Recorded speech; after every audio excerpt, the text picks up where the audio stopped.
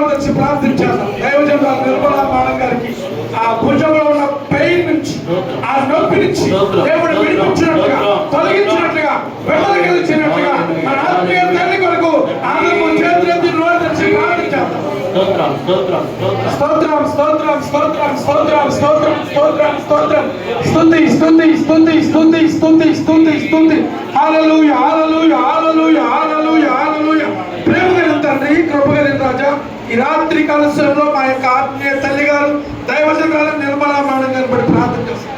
అయా భుజంలో ఉన్న ఆ పెయిన్ నుంచి, ఆ నొప్పి నుంచి, ఆర్థిక నుంచి నజరేయుడైన యేసు నామములో విడుదల కలుగును గాక.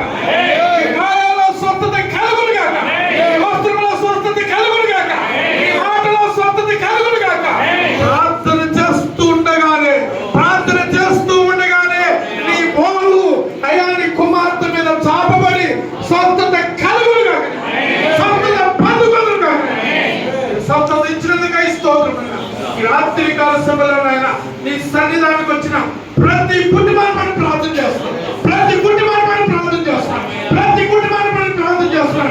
వారి కుటుంబాలలో ఉన్న అడ్డులు, ఆటంకాలు, ఇరుకులు, ఇబ్బందులు, నిందలు, అవమానాలు, అనారోగ్యాలు, పరిస్థితులు, అస్వస్థతలు, ఆర్థిక ఇబ్బందులు, అప్పులు